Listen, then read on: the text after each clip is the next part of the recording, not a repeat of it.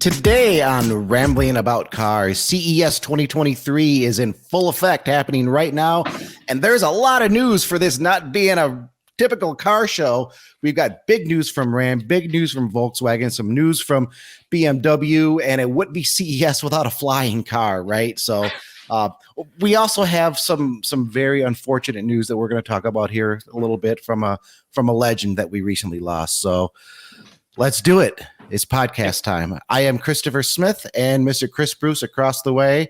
Welcome to 2023, my friend. It's a little rocky all around, I think, this time around. Yep.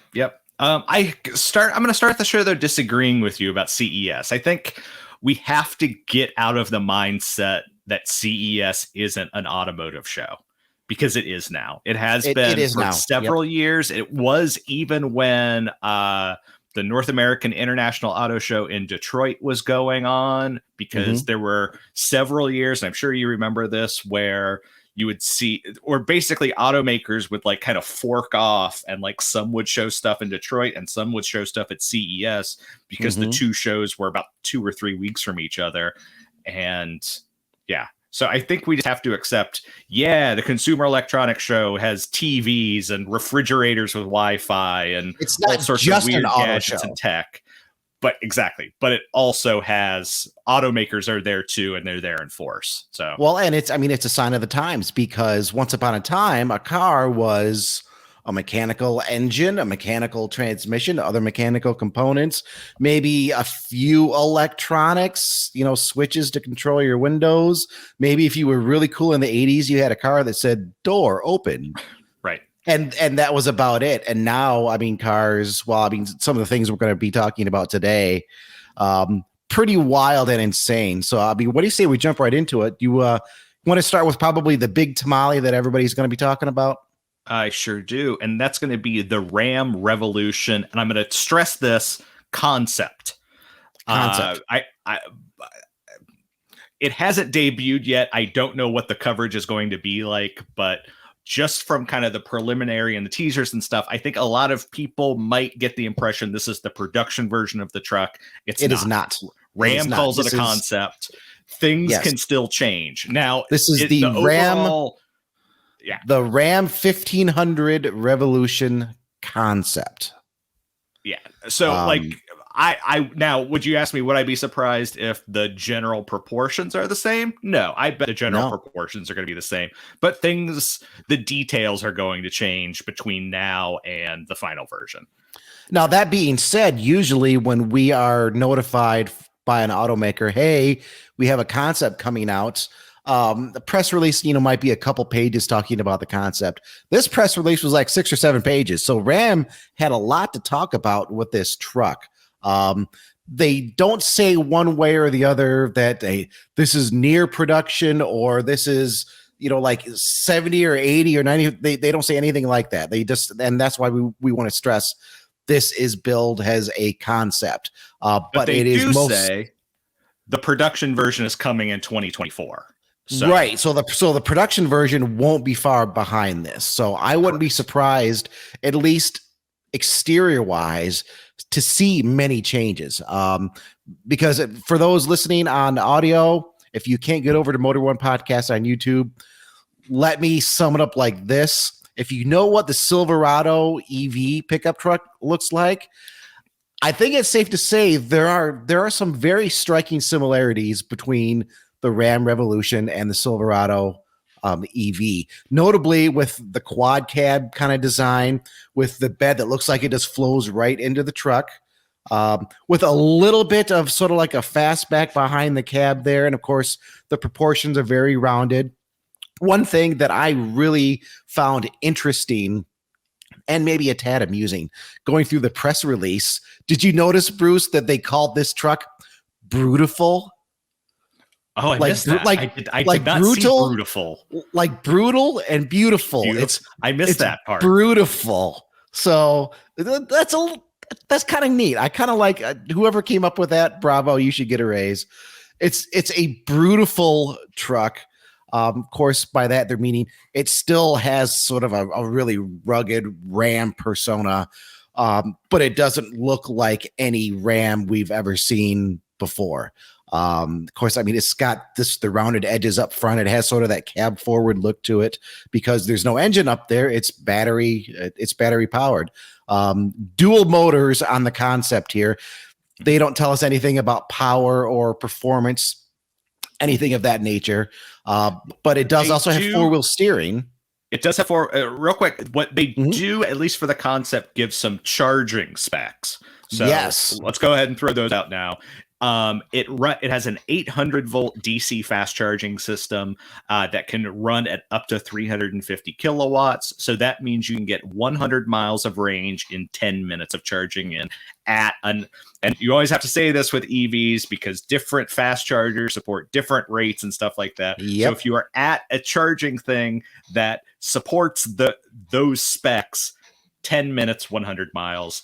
And Smith, I don't know if you saw this, but did you see what Ram is calling their inductive robot charger? Yes. Thank you for bringing up that little Easter egg. Who here remembers the Dodge Ram Charger? I mean, if you think about it, how could you not, going into the age of electric vehicles where you're plugging them in and charging, how could you not resurrect Ram Charger at some point? Of course, it's not one word here. It's a Ram charger. And it's just, I mean, they don't have any photos. They just describe it as this little robotic device that can sense when your truck is parked or in the garage, and it will go over and it will plug itself in and it will detect how much juice the truck needs and it will charge your Ram. It is the Ram charger. And once again, that's pretty brilliant too, Ram. That's good marketing. I will say there's some good stuff happening. Yeah, I will say so.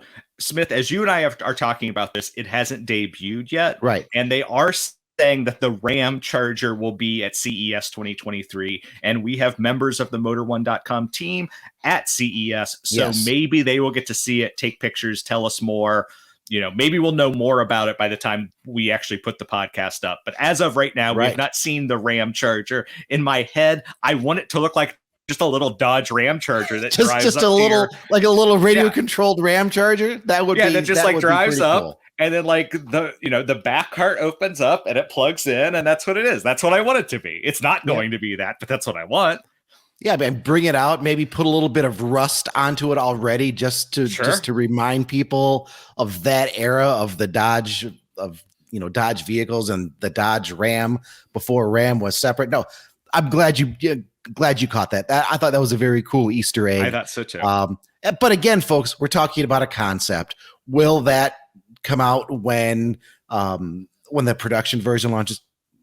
Don't know. There are a lot of things that they are really missing something if they don't call their like home charging wall box, if they don't put branding on it, Ram charger. Like that's just a decal you could put on someone else's, wall box. Like, I got my Ram charger. Like that's so easy. I hope they follow through with that. I mean, that's one of those like face palm no brainer moments. Like the F-150 Lightning. It's like, how could you not have your electric Ford F-150 not be called Lightning? How could you not bring that name back? So speaking of that, Ford, come on, where's the Thunderbird? Where is it? We need the Thunderbird. Hey, who knows? We'll see what's coming in the future. We know a lot of things are cooking. Yeah. But on the Ram, since we're talking a little bit about just sort of these interesting things, I wanted to hit two other technical specs that they are saying about this concept. It has four-wheel steering. The rear wheels can steer up to 15 degrees in or out, depending on, the situation. And it is riding on the STLA, which is the Stellantis, their, electric vehicle platform, the STLA frame platform for body-on-frame electric vehicles. I'm very glad you mentioned that because I was going to mention that too.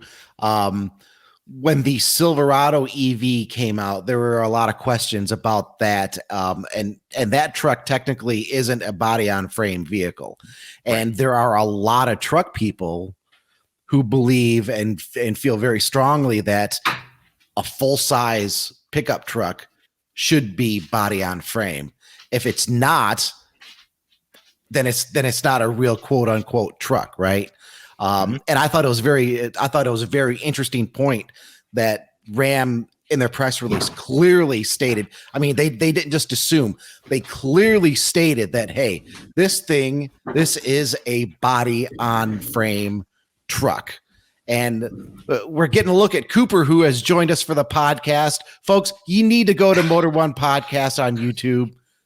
We've got Cooper. We've got Bruce's sidekick, Cooper, that has joined us for the podcast. He busted down the door, and then he was climbing on stuff he shouldn't have been climbing on. So the simpler thing was just to pick him up, and now he's going to lie down in my lap. So, and you know, he would probably enjoy riding inside the Ram, inside the Ram Revolution.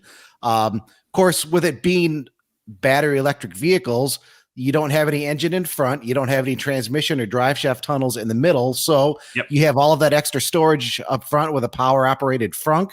Plus you have a completely flat floor inside. And Ram, for the concept at least, they have it set up to where it's somewhat configurable, not in the sense that, okay, you're going to take the front seats and move them to the back and then move the back seats to the front and then just turn it into like, this little area where you can play euchre or something.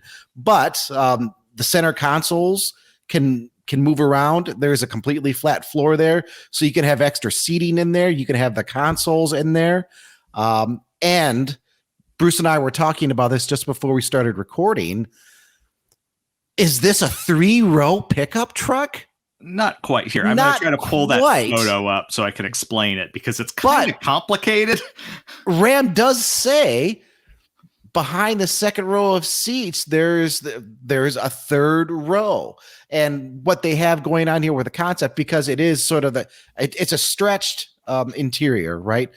They say that the concept's interior is 4 inches longer than the current biggest quad cabs you can get today from Ram, but it doesn't shorten the bed length at all. They use the same, or I won't say same, but a similar mid-gate design that the Silverado EV uses, where you can fold down that mid-gate and you have access then that runs from inside the vehicle unobstructed all the way to the back. And then with Ram's multifunction tailgate opened up, there's 18 feet of space where you can store long things. And behind that second row of seats are 2 small jump seats. Right. And if anybody that remembers like the small Ranger, the small Ford Ranger from the mid 80s, up through the 90s, when you got the super cab Rangers, like, hey, there are seats back here. Just those little kind of tiny seats that sit 90 degrees to the rest of the seating. That's what's going on here. You move that second row of seats all the way forward. Right. And you can see here, it's power adjustable. Yep. I'm going to zoom in so you can see the power adjustment, and you can see it's on tracks, and it's hard to see, but there's this little L-shaped thing that would be the jump seat. So you would slide the second row forward and you would have 2 jump seats. Now, two jump seats. It's seats, right? I wonder if that's something that makes it to production. That feels like a very concept kind of minded thing, but who knows? I think it would be ridiculous of them to not try to implement that, because how many people want a third row in their SUV, whether they really need it or not? Sure. Just to have that capability there with your pickup truck. If the family's visiting, let's go out to the local tourist trap. Oh wait, I only have my quad cab pickup truck that can seat 5. Oh, but wait, I have my Ram that can seat 6 or 7. I mean, if they can fit it in there and still make it work. One thing that I'm unclear of, and the press release isn't entirely clear, the photos aren't entirely clear. Like we said, there is that mid gate behind the second row that folds down that will give you access into the bed. There's a photo, Bruce, from the back. I think it's with that one right there. We're looking at basically a rear 3/4 shot of the Ram Revolution. You can see the mid gate is down. The rear window is also down or retracted up, or I'm not exactly sure where the rear window goes, but the entire cab is open. and you can kind of see those jump seats, I think, pretty clearly there on the orange sides. outline. You can see where it would come down. Right. Now, will they, I mean, it looks like they're underneath the roof, but will you be able to put those down with the midgate up and the rear window in place? That's one thing I'm unsure of. It would seem, if you're going to have seats in there, it would seem like you would have to set them up in a way where you would actually have the cab closed. Otherwise, I mean, you're just going to have, be open to the elements. It wouldn't be very effective in a rainstorm or winter or something. But the fact that they're trying to get a third row of seats in a quad cab truck, brilliant. Yep. Brilliant. And I want to repeat, this is a vehicle that, as you and I are talking about, it hasn't debuted yet. So it's possible once our team on the ground actually sees it tomorrow, they're going to be like, oh, it works exactly like this. They're going to have a much better idea. And, we're going to put up the post on Friday and be like, we're dummies. This is how it works. But, that's why you need to go to motor1.com and read all about the Ram 1500 Revolution. Because, we do have people at CES this year. But, one other thing I wanted to mention, Bruce, we mentioned the beautiful styling direction that they're taking with this. Some interesting features. This truck doesn't have traditional B pillars. Correct. Did you notice that? I did notice that. Yeah, the doors open up. You don't have traditional B pillars in there. Ram says they're going sort of for the the big old kind of sedan style of yesteryear, where you didn't always have B pillars there between the first and second row. It has of course, again, this is a concept, but it has just a big glass roof, big touch screen in the middle, configurable touch screens actually that move around. The exterior styling has what they call the sort of the hourglass shape there with the headlights. They have that theme carried inside, or not hourglass, sorry, but a tuning fork. Tuning fork styling. That's what they're calling it.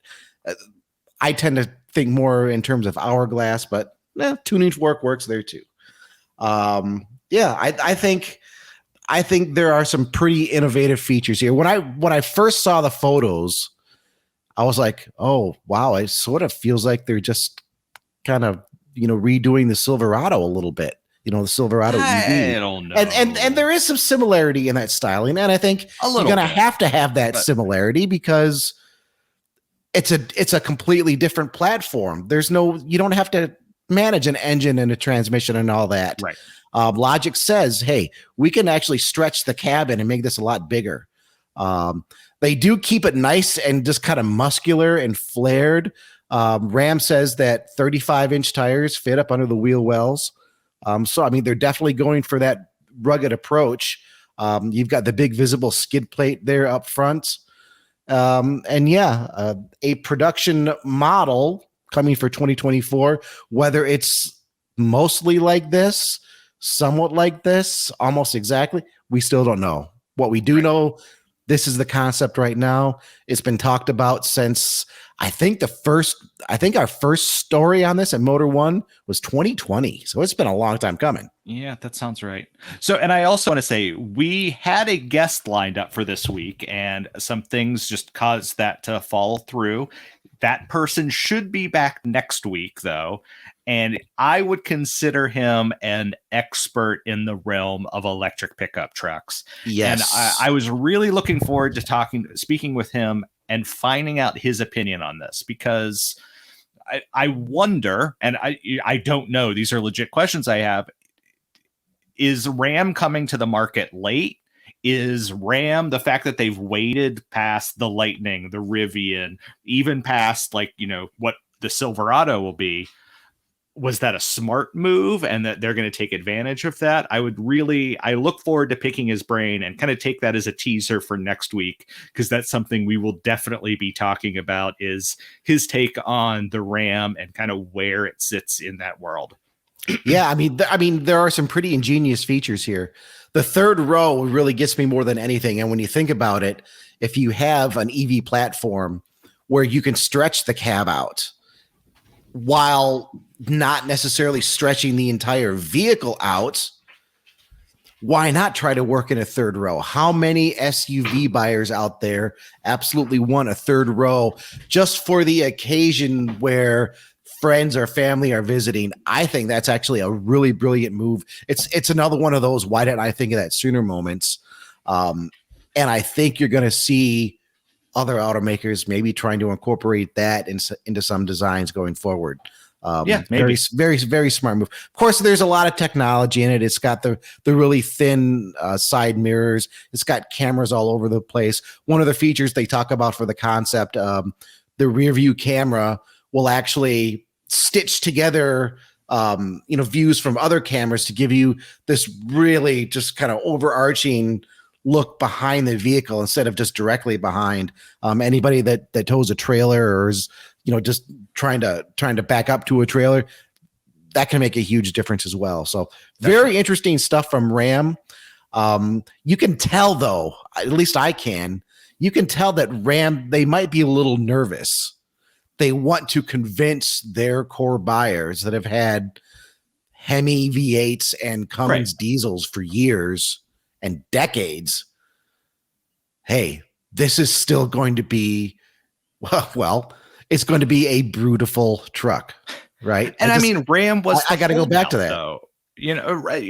Lightning came first. Silverado and GMC are on the way. We've got the Rivian. We've got the GMC Hummer EV. Like Stellantis and Ram and all those brands, they've kind of been the holdout in the transition to the EV world. So yeah, I suspect they are a bit nervous.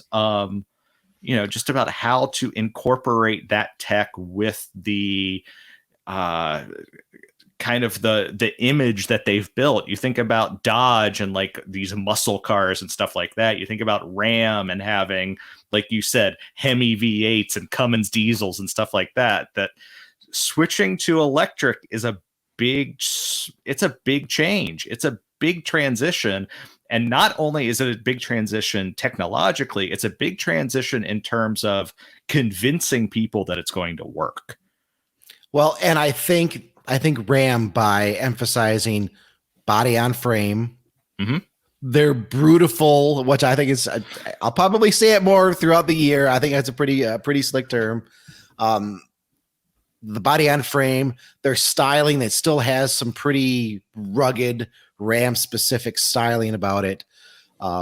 Adding some great features like that, the small third row jump seats, letting their customers know that you can still put 35s on this thing if you want. Those are all things to me that just read, okay, we need to pay close attention to our target market because we know what they like. We know what they're used to. They generally frown or at least aren't ready to accept EVs just yet. So we'll give them some extra reasons to take a second or third look. And then once they get inside and experience instant torque, okay, now we got it. We got them. But I'm really looking forward to next week because as we're talking about Ram and Chevrolet with the Silverado EV, the Lightning, Rivian, we're saying Ram is coming to the party last. But Ford, I mean, we know Ford is working on another large electric truck that's not an F-150 Lightning. We already know that's coming. I'm almost wondering if Ford might end up being the later one to the party because Ford with the Lightning, I mean, that's an electric F-150. It looks like an F-150. It has features like the F-150. It's the main difference is, okay, it's electric. But now here we have Chevrolet. Here we have GMC, even with the Hummer EV, and Ram coming out with very different looking electric trucks with new and innovative features, big four-wheel steer, things like that. Is Ford maybe the one that will end up late to the EV party? Because I mean, the Lightning, you could say, is a very conservative step, and it's an electric truck. But aside from being an electric truck, it's not really anything else. Whereas I feel like the Silverado I don't- EV, the Ram Revolution. They're electric full-size trucks, but they're also offering something more. I don't know. It's something worth thinking about, something worth discussing, I think. Yeah, I think that'll be a topic for next week when we have our guest on. From my personal opinion, I don't know that I agree with you that I think Ford kind of took a lot on their shoulders, maybe, and maybe that's not even the right thing to say. You know, I think the Lightning was a big step. It absolutely was.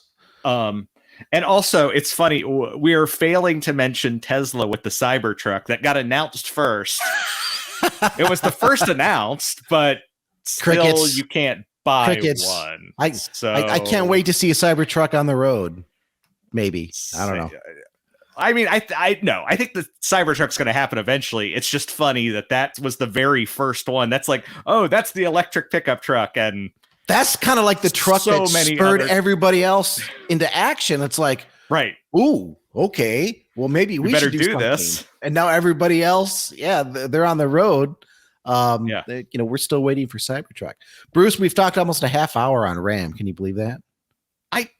I think we could honestly probably talk even more about it. I don't think we should, but I think we could. I'm not really a truck guy either, and I'm just I'm not either. But I'm into this truck for some reason. I can't even really explain it. I don't even know that I'm into this truck. It's just that I understand that trucks are important. We just reported the Ford F-150 had its 46th or 47th consecutive year as America's best-selling vehicle. Like, trucks are big business. I know. English language, especially in the United States, listeners are most of the people who listen to the show, and just purely by odds, because the F-150 is the best-selling vehicle in the United States, I bet a lot of them have considered a truck, have owned a truck, do own a truck, things like that. And so it's worth giving attention to these vehicles. Even if I don't think I'm ever going to own a Ram Revolution or whatever they call the production version. It's just not a vehicle for me. But I don't discount that it's important either. Mm-hmm. Yeah. Exciting stuff going forward, exciting future. I never would have guessed that something like this would be going on at CES, but I mean, that's just like we were saying, in the beginning, it's a sign of the times. There's so much technology in these vehicles now. A venue like CES is appropriate. But it's not the only thing at CES. No, let's move on. Let's move on to probably Volkswagen. I would say that's probably going to be the other big news.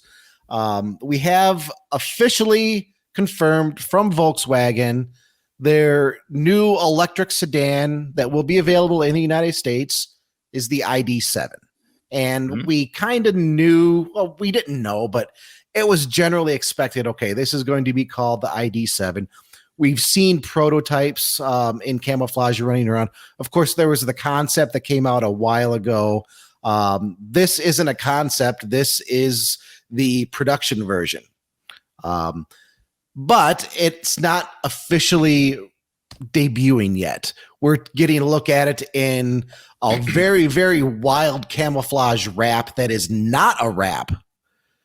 Right. That is actually its paint job, 40 some odd layers to get this wild, crazy digital looking camouflage. And then they also run electricity through it. So it's electroluminescent, but also with paint. So it is both. It's a wild setup. That could be the most extreme lengths I've ever seen an automaker go to for, a camouflage on the outside. But I mean, they're garnering attention, and that's certainly part of the point. I mean, we know automakers, if they want to keep a secret, they can keep a secret. Part of the real world testing, you see, hey, yeah, they're evaluating the car in real world, but they also know if you wrap a car in camouflage, people are going to say, ooh, what's that? So, a little bit of attention getting there. But this is our first official confirmation of the name. But because it hasn't officially debuted, there isn't a lot of information available. We do know that, I mean, it's not a small vehicle. It's a little bit bigger than the Arteon. Right, it's a hair bigger. Let me pull up my numbers here, and I will. 194.5 inch total length, Right. 116.9 And an inch Arteon wheelbase. is 192. So Yep. 2.5 inches longer than an Arteon. So that's Yep. a pretty big sedan. Also, it's worth mentioning that the Arteon always had that kind of that coupe sedan kind of, the four-door coupe style look. Whereas this, the roof on it is kind of bulbous, in my opinion. At least to my eye. So it looks like there's going to be plenty of headroom. There's going to be a lot of room inside, based It's on gonna what be I a can see. it's gonna be a big sedan. And also, hey, Volkswagen bringing a new sedan into a market where sedans are supposedly dying, although sales numbers don't really back that up from that we've been seeing from at least some automakers.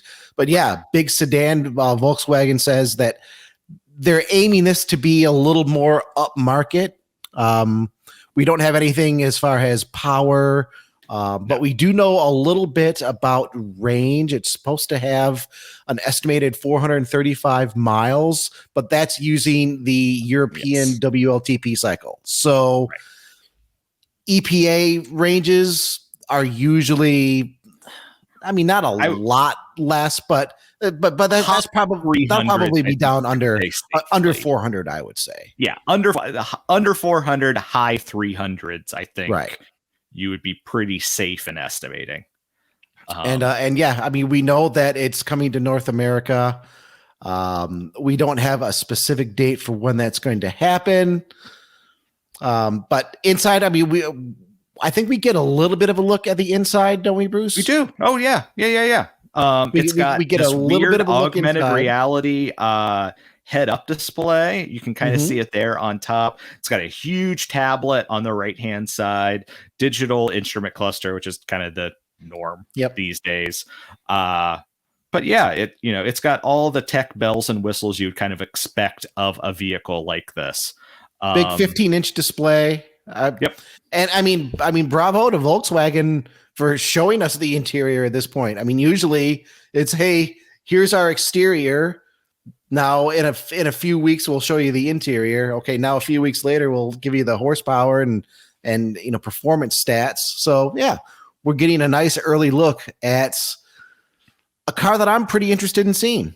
Totally. Yeah. This seems like to me, it feels like since the early 2000s, Volkswagen took the Passat and they kind of decontented it for the United States, North American market, whereas it kind of retained a, kind of an entry level luxury type air in Europe. And this feels like the change back to, okay, this could be your entry level luxury car. This is, maybe you're cross shopping this with, the whatever the Audi is going to be on the same platform.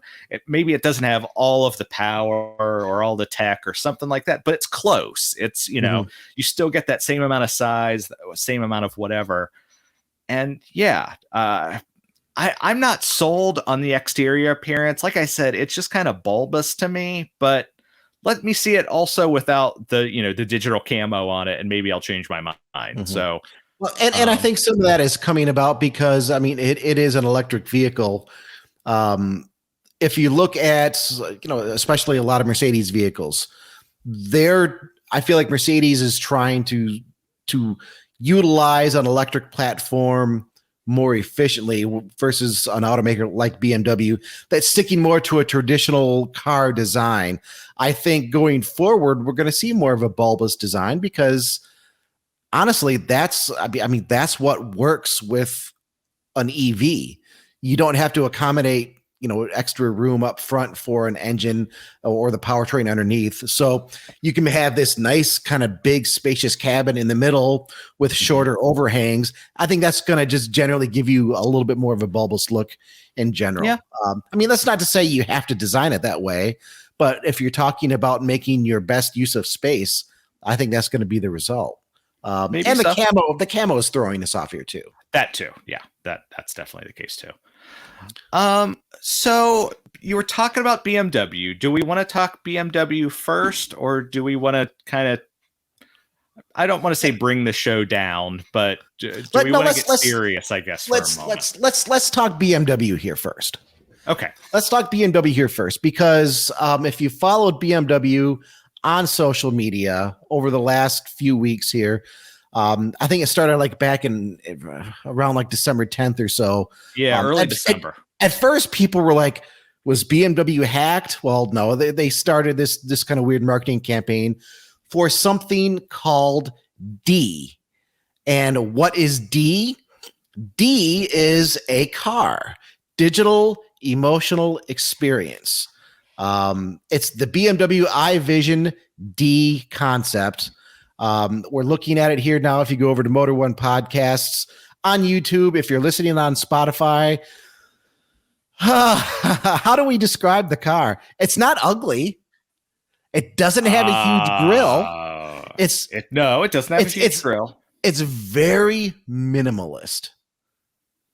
So if you're used to BMWs being like really overstyled, this looks like maybe the car that designers start with before they overstyle. What do you think, Bruce?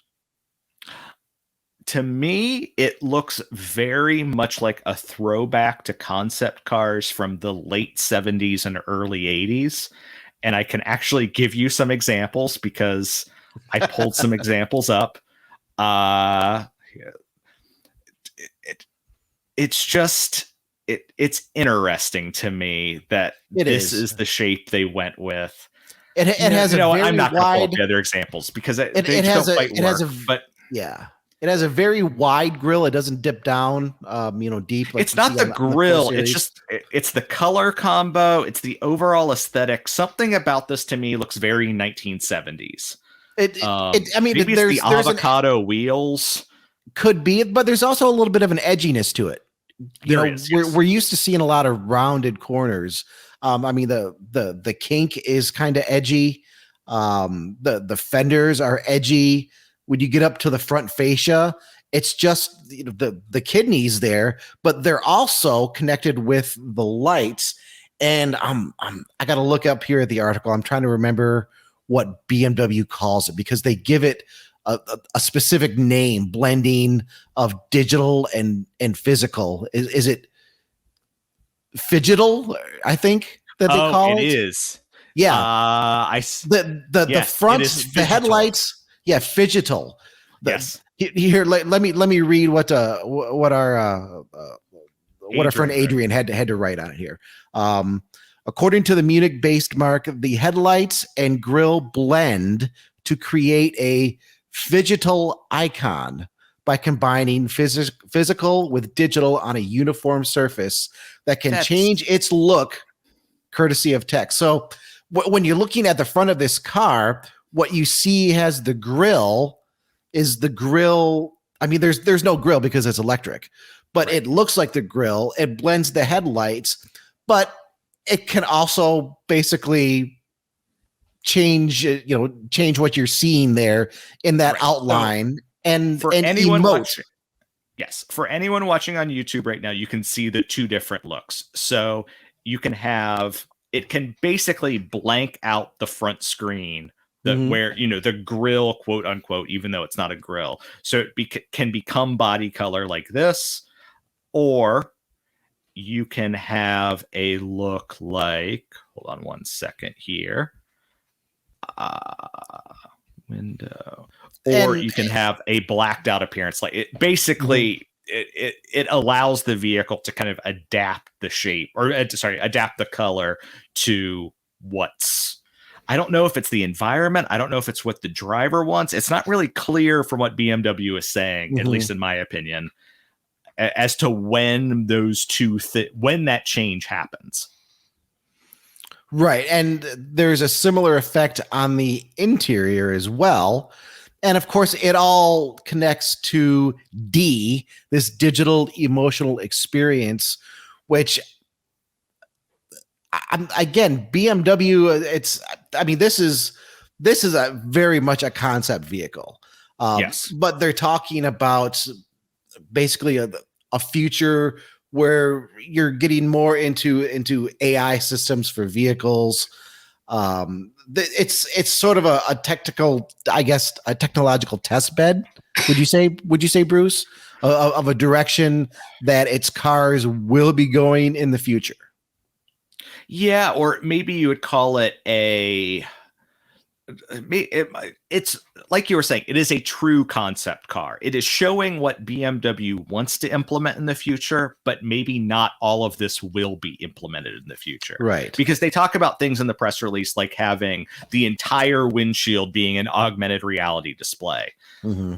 I don't know how realistic that is in the long term, especially on a small vehicle like this. Maybe that seems like the type of thing that would start on the 7 Series and then iterate downwards. What we haven't said yet, and what I think is worth pointing out, is that this rides on BMW's new Neue Klasse architecture. Neue Klasse was actually what they called their cars in the 1960s, in the 1960s. So the 2002, the 1602, the 1802, etc. Those cars were all basically, they were BMW moving out of kind of the post-war period. They kind of finally had money to build interesting looking vehicles, and Neue Klasse literally means new class. And so it was their new look of vehicles, and they're calling this new electric vehicle architecture Neue Klasse as well. And so we know what they kind of, not necessarily the next gen BMW 3 Series, but a vehicle akin to the 3 Series that would be sold alongside the 3 Series will be on this platform, and many other vehicles after that, because it's going to be kind of BMW's main electric architecture. And this is their way to show that off. So will all of the vehicles have all of this tech? Probably not. Almost certainly not. But this is what they imagine as kind of the ideal Neue Klasse vehicle would have, is all of these points of tech and all of this kind of futuristic styling and things like that. And I mean, it is very understated, I think, when you look outside. Well, it's understated on the outside, but then it's super high tech on the inside. Yeah, well, I guess by that I mean, okay, yeah, it's super high tech, but it just looks it's extremely minimalist. Yes. I mean, you get inside this with the power down. I mean, the image that we're looking at right now of the interior, it's gray. Yeah, it's just like gray fabric. Everything is gray. The seats are gray. The doors are gray. The steering wheel is gray. The dash is gray. The area where you would see the instrument cluster is gray. Yep. Everything is gray until it powers up, and then it can emote and do whatever it needs. So, I mean, it's compared to the BMWs that we're seeing now that have just angles upon angles upon angles of styling cues. I think it's a very sharp contrast. Definitely. I think and I guess I don't know how I feel about it right now, but it's a concept car, so you don't have to feel anything about it right now. I imagine BMW is going to be listening and seeing people's reactions and going from there. But the press release does suggest that, okay, you're going to see at least some of these features coming probably just within the next few years in its next generation of electric vehicles. So I'll look at the future. Here's Dee. And so we should also mention that in prepping for Dee, we saw there was a Knight Rider with Michael Knight, whose name David Hasselhoff, and Arnold Schwarzenegger. And I'm just throwing this out there. I wonder if Dee might end up being in their Super Bowl commercial this year. I don't even know if they're going to have a Super Bowl commercial. I was saying, we don't even know if they're going to have one. But I wonder. Well, I mean, the Arnold Schwarzenegger connection I get because, of course, they did their commercial last year where he was Zeus, and he's trying to electrify everything. This is obviously an electric vehicle, so I get a connection there. The Knight Rider thing, I get the connection there because this car is being billed as having a personality. It's Dee. It can emote, it can talk to you, and I mean that was certainly what Kit did in the classic '80s series. So I certainly get the connection there. Could they all together could they all come together for a cool Super Bowl commercial? We'll just have to wait and see on that one. Yeah, I am speculating, but I feel like I'm speculating with like, I feel like you don't just get David Hasselhoff to do like a 15-second thing for BMW on social media. I feel like there's more to it. We'll see. Maybe I'm wrong. Yeah. Hey, no, we'll see. We'll see. What do you think? Do you want to see David Hasselhoff, Kit, Arnold Schwarzenegger, and BMW doing a Super Bowl commercial? Do you want to see more of the Ram Revolution? Do you want to see more of the VW ID.7? Podcast at motor1.com. You can email us. You can always comment on our videos that go up every Friday at Motor One Podcast on YouTube. You can listen to us on Spotify, Apple, Google, like a dozen other platforms. We have articles that summarize the podcast that go up every Friday at motor1.com, especially this week, folks, with CES happening. We have all kinds of CES coverage. We're going to have a little bit more CES coverage just a little bit later in the podcast. We are. Let's go through. Do we have some comments we want to read up, Bruce? I sure do. I've got comments. Let's do the comments here first before we. Okay. So this is from last week's episode where we were talking about the Ram TRX Havoc and the Hyundai Kona, and this is from frequent commenter and listener Ted Adam Green. He said, "Great ramble. Love the talk on the new Kona. My wife has a 2019 1.6 liter turbo unlimited, and we enjoy it quite a bit. It pairs quite well with my 2019 Veloster Base 2.0. So I'm very interested in what the next generation will be like, especially if they continue with the N model. And I agree, there's a lot of positive influence from the larger Ioniq 5. The Kia Stinger is a great sports grand touring sedan. That is a car outside its era, but an instant classic for ages. Thanks for the shout out again for me and Emily.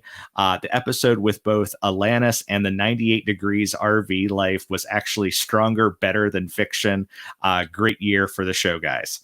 So I agree. We got to get Neff on to get more RV stories, especially since he just shared some. And Yep. He's had his RV life has had some adventures in the past year. So I'm going to tease that, and I think we can get him back because look for former editor in chief, currently editor at large for Motor1.com, John Neff. And he is definitely at large because he has a truck and an RV, and he's just been driving everywhere. Look for him coming up on the show soon. Totally. Let me read a couple comments here from a couple weeks back when we had Myron Vernus and Mark Brinker on talking about the volume, the incredible volume of Japanese, the 35-pound book. Yeah, the 35 pounds worth of just every single tidbit you ever wanted to know about cool Japanese cars. Gino Nix, we haven't heard from Gino in a while. Thank you for commenting. Once Myron and Mark got comfortable with the interview, you really got them to open up and provide a terrific ramble. Wealth of knowledge, has Chris Smith, said. The passion was infectious. You have no idea. I mean, I know exactly what you mean. We started off the interview. Hey, we're just kind of talking. We're having some good times, and then it's just like, okay, time to just geek out. Let's just go for it. Exactly. I appreciated Christopher Bruce holding up the photos. I have over the years owned several Japanese trucks, but only one Japanese sports car. Should have never sold it. 1974 240Z. Ooh. 72, he says 240Z. That's a good one. That's what they introduced him in 70, so second year. You should. Gino, sorry. Yeah, you should have held on to that. John Fry designer. John Fry, of course. John is a former guest on Rambling About Cars. What a book set! I need it. Great interview as always. Thank you. A lot of people need this set, and from what I understand, a lot of people are getting it, and that's really good. That's really good to hear. And then Ted Adam Green, great ramble, guys. Really enjoyed this special episode. Merry Christmas, happy holidays. Right back at you, Ted. We appreciate everybody listening out there. Do we have any other comments to go over, Bruce? I do not. I will say Myron tweeted out, it was either today or yesterday, that just over half of the print run of the book is sold.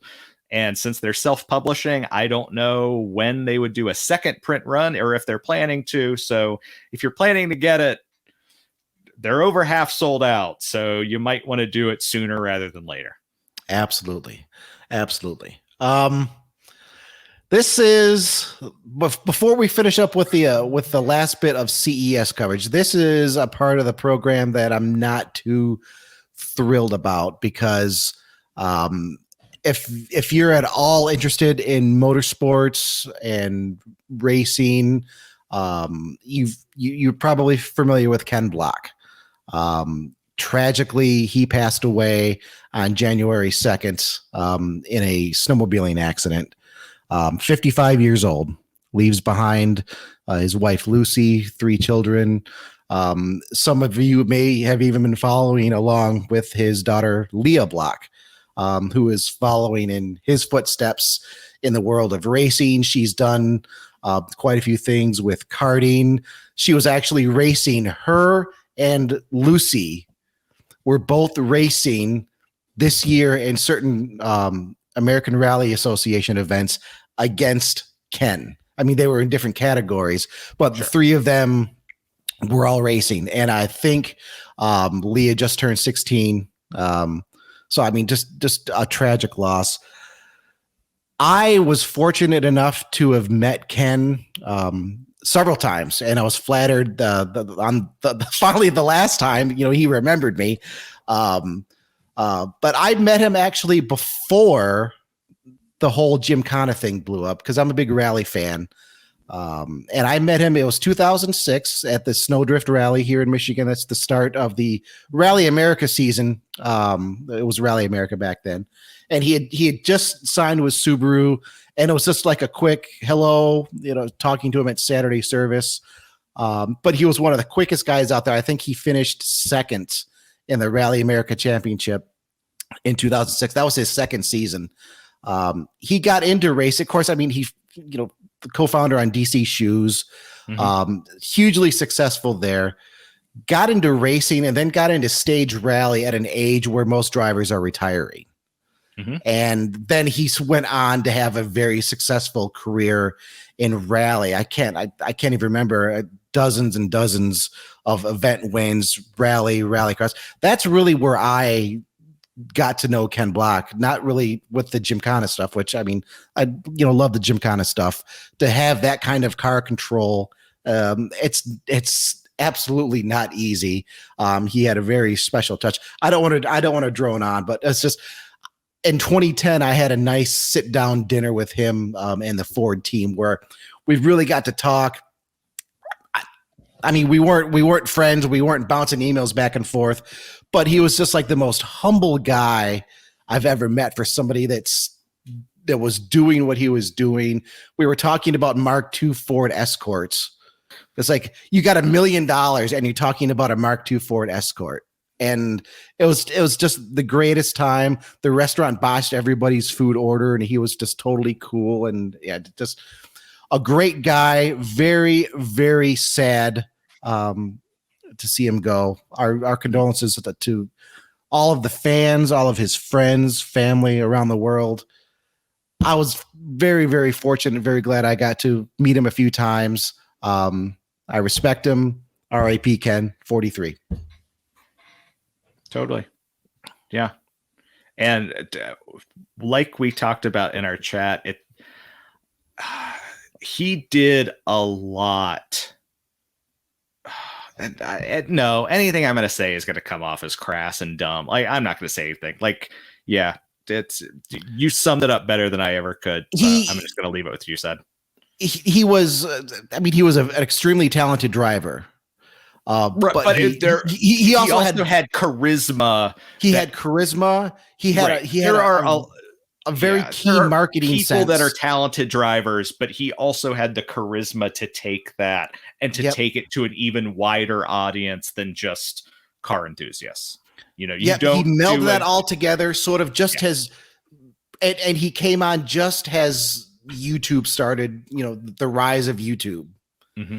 And he was able to connect with people and connect with audiences really in a way that people in motorsports or any sort of professional sports hadn't been able to do prior because I mean YouTube, it's, hey, you're out there, this is my content, this isn't being edited or anything by a network, we're just talking with you directly, basically. So he kind of goes along with that rise, and I think that's part of the reason why there were so many people that were just devastated by hearing the unfortunate news. And I'm a snowmobiler too, so I mean, from what I gather, he was on a fairly steep hill. It flipped back onto him. That's what I've heard. Yes, being a snowmobiler, especially the modern sleds, where more of the weight is further back. You have the longer tracks. It's nothing to just pull back into a wheelie. So, just terrible news. Not a great start to 2023. We have to make it a little bit better. What do you say we make it a little bit better right now? A little bit better right now. It's CES. CES is going on right now. 2023, Las Vegas. What do you have to have every year at CES? The flying car. Car. And we got one. And Smith, let's both be honest, this is not a flying car. Well, as I say in this article, this is a fairly young company. They're called ASCA. They're based in California, founded in 2018, and they have something that they're debuting here at CES called the A5. If you're an aviation buff like I am, you'll know, okay, there was the A5 and the RA5 Vigilante that the Navy flew back in what was it? The Vietnam era. The 60s. That was a pretty large, if I remember correctly, that was a pretty large naval aircraft that was very fast. This one is about the size of an SUV, according to ASCA, and it's an eVTOL flying car. Now, eVTOL, vertical takeoff, landing, and electric, but it's not entirely electric because it has a gasoline engine that it uses as a range extender. This isn't just renderings, though. They have a fully functional working prototype at CES, and they say that they're already working with the FAA. It's already been accepted to get all their certifications through FAA. They are hoping to have production versions out for 2026. But yes, Bruce, to your point, if you're not able to jump over to motor1.com, read our article there, or catch our podcast here on YouTube, it's not really a car that flies. It's more like an aircraft that drives. I mean, it has an aircraft shape. They say it has a spacious cockpit with room for 4 people. Being electric power goes to all 4 wheels when it's driving on the road. It's got a large wing that obviously retracts, and then it has other kind of spars that come out. There are 6 electric powered rotors on this that will allow it to take off vertically, or with the wing set up, it can also function like a regular aircraft, taking off just horizontally. That's what you'll do if you want to use less power. Cranking up all of those rotors uses more power. But they say this will have a range through the air of 250 miles. They don't offer any stats as far as range on the ground. There's nothing yet on speed or performance on the ground. But they do have a working prototype, and it sounds like they have a plan in place. And it's at CES. And if you are a longtime listener to Rambling About Cars, you'll know Bruce and I kind of have opinions on flying cars. I have a chip on my shoulder about the flying car because it's never going to happen. It's never going to happen. It's just not. Like, let's let this dream die. Well, you because either you need to have the certification of both a driver's license, which, okay, a lot of people have, and a pilot's license. But not only do you have to have a pilot's license, but for something like this, you're going to need a pilot's license for a rotary aircraft. So, like, a helicopter license, which is a whole other thing. You are going to need so many certifications and licenses. And even then, it's never going to fulfill the dream of, oh, it's really heavy traffic today. Let me spin up and fly above everybody. It's never going to happen. I mean, technically, the way this is designed and the way they bill it, if you're stopped in traffic, you extend everything out and you take off vertically. I don't know. If it's been a long time since I was in ground school, but I'm pretty sure there are FAA regulations that say you can't be operating an aircraft within like 500 feet of a person, a vehicle, or an object. I mean, some exceptions, obviously, dealing with helicopters. So I don't know how that would apply here. I mean, will the average person go out and get this? No. But if you're somebody that has a private pilot's license with a helicopter certification, just from the times that that I've flown in a private aircraft, it would be neat to go out to my house, fire that thing up, if I have a spot in my backyard where I could just take off, fly, say I'm going to go visit you down in Columbus. I'll fly, land at the Columbus airport, retract everything, and then just drive that to your house and then drive back to the airport. I mean, mind you, I guess I would be filthy rich doing that because to have enough, it's fairly expensive to get your pilot's license. It's very time intensive. It's very expensive and time intensive to get your helicopter license. Then I'm sure something like this isn't going to be inexpensive, but for the people that have those certifications to be able to land it at an airport, drive it off the airport. I mean, you don't have to park it. You don't have to tie it down. A lot of the small airports will have various fees.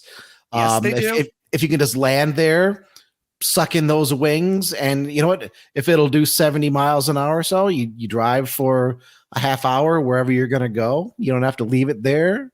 Yeah, might not be bad. There are pictures. If you go over to motor1.com, we do have pictures of this vehicle with the wings retracted. We're looking at some renderings right now. We do have pictures of the actual prototype that were sent over from the company to us. And if I'm honest, I don't know if I would have sent those. I mean, they want to show, hey, we've got the prototype, but it's like 6 guys like in the back of some industrial lot working on this thing, and it's just like, hey, bravo guys, you're getting it done, but it's like it's not being built in a shed. Well, no, it's being built in the area behind the shed. I mean, I probably shouldn't say that. It looks like there's a lot of thought, a lot of tech going into this. I do like the fact. Almost certainly is. It's just the fact that unless these guys have a huge lobbying group that are going to somehow change the way aviation certification works in the United States, I just don't see I don't get it. Why wouldn't I just buy a helicopter for $250,000 or $500,000 and a car for $50,000? Like, I just don't. The flying car to me is, people have been working on this concept since the 40s. And there have been flying cars, but there's never been a successful one because of all of the hurdles that you have to jump through in order to make that concept work. Right. It will never be an everyday vehicle unless we're talking about very advanced self-controlling technology where you get in, you push the button. It has very strict parameters that it sticks to, because I mean, let's be honest, people are crashing into each other all over the place in 2 dimensions. Right. But you add a 3rd dimension. That's why it is so much more difficult to get a pilot's license. But one thing, one thing I will say about this, I've seen companies proposing just, like quadcopter designs where, okay, hey, you've got this little pod down here. It picks you up. It flies you around. Great. Well, what happens had something like that? Yeah. What happens when the motors fail, or if one of the motors fail? You just fall. I mean, presumably you're going to have some sort of parachute in there. This has a fixed wing, so it can glide like an airplane. Sure. It can take off vertically, land vertically like a helicopter. It can drive like a car. And if all else fails in the air, it does have a large parachute built in that will bring it back down safely. So I feel like they're at least trying to really address the issues. Now, absolutely. No, those are all very valid things. Clearly they looked at the problems and they figured out, okay, one of these engines fails. We got wings, so that means you've got a glide slope, so you can bring it down over, miles or whatever. You've got a parachute if things really go bad. Like my problem is not with the construction of this vehicle. It's the idea of the flying car as the greater thing, that the flying car is never going to happen. It won't happen for mainstream, but I could see wealthy individuals that have a pilot's license, that have this experience.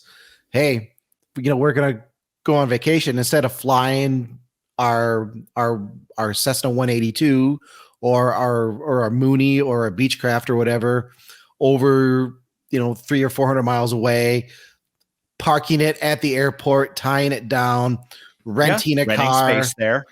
Yep. Well, let's take this. We can land. Yeah, we can drive around we can drive around where we want to go, and when we're ready to come home, we just go back to the airport. But at the same time, how do you get access? How do you get access to those airports now? Because generally everything is fenced in. I mean, there would have to be some. There would have to be some adjustments. You wouldn't drive over to like Detroit Metro Airport and just drive your car out onto the runway, right? No, you're never gonna. You're not gonna land at LaGuardia and I'm going into New York City. That's not the way that's gonna work. Right. But but that argument just made, that someone who is incredibly wealthy and had, this various certifications and stuff. That's fair. That person, that this is the type of vehicle that could appeal to them because it combines all of those things into one service. And so I want to step back some of what I said, that it'll never happen, that flying cars will never happen. You're right. That could work, and a vehicle like this could do it. But I guess I go back to like the fantasy of like, oh, I'm in stop and go traffic and I really want to get home, and you press a button and the propeller starts spinning and I fly over everybody else and I give them the finger like, ha, I'm going home. Like, that's never going to happen. It's not going to be like Back to the Future where you fly the DeLorean and then just gracefully touch down. Maybe in a couple of 100 years, if we figured out, like maglev technology or field manipulation where, gravity doesn't exist. But now we're talking sci-fi stuff. This isn't a sci-fi podcast. This is rambling about cars. We could make it a sci-fi pod. You and I both have enough like weird sci-fi We could stuff. very easily make it a sci-fi. Yeah. You are not wrong there. What else do we have on our agenda, Bruce? Did we want to... There are folks, let me say this.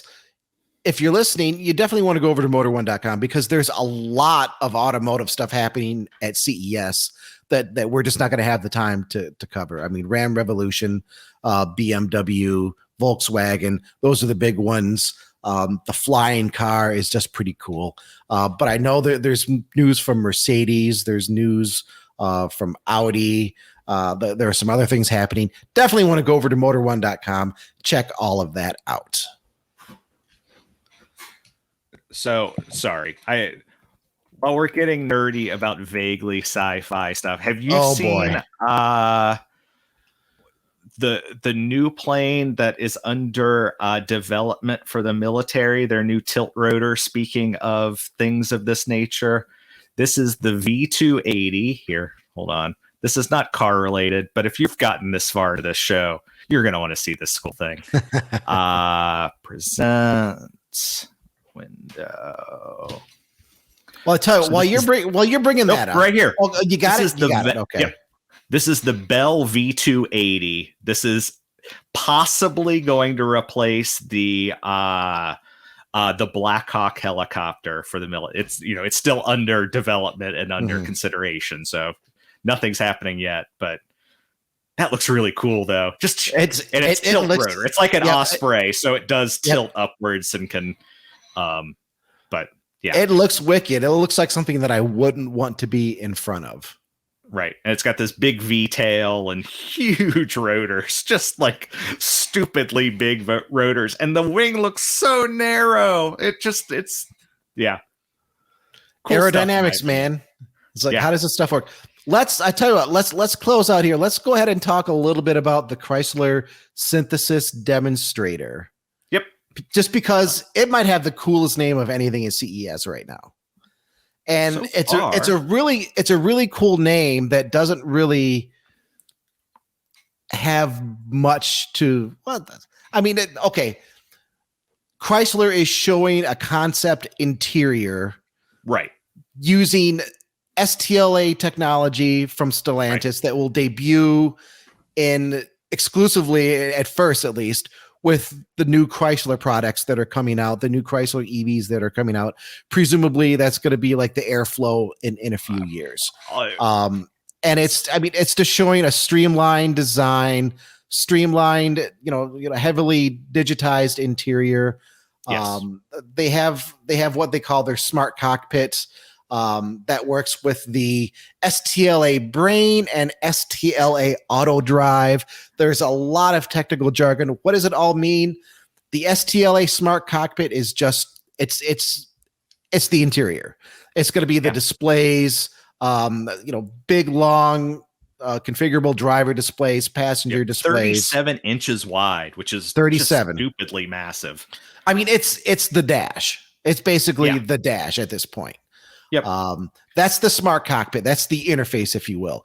The STLA brain, that's where you start getting into just sort of the AI technology where, it'll respond to voice commands.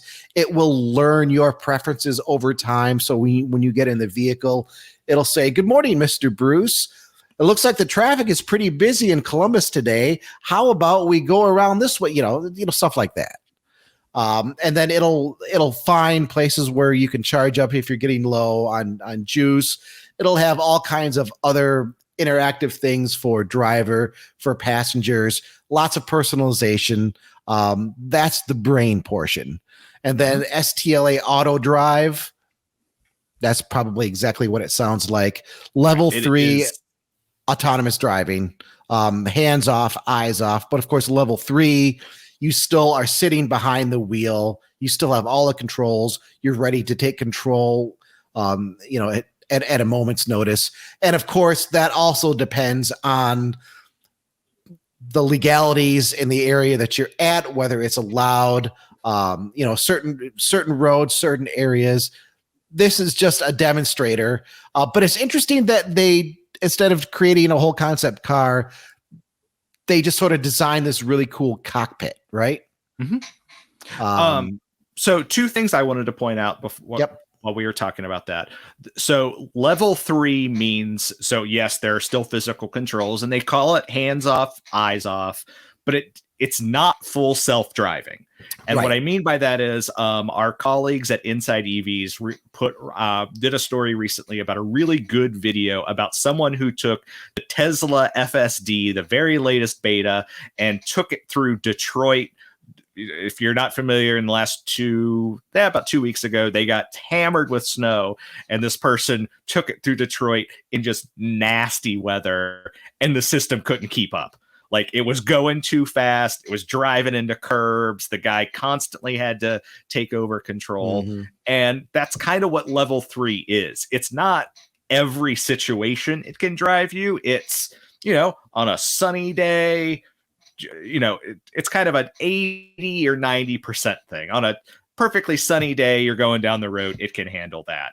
maybe a little bit of mist it can handle that. But this is not, I'm in a blizzard or heavy fog or something like that, Right. and it drives for you. That, Right. you know, a person still has to be in control. And then the other thing that they're doing is that they say all of the materials, at least in this concept, are sustainable, recyclable, things like that. And yeah, like recycled ocean plastic, which, right. I mean, okay, they're recycling it from the ocean. You know, it's plastic. I mean, it's better than nothing.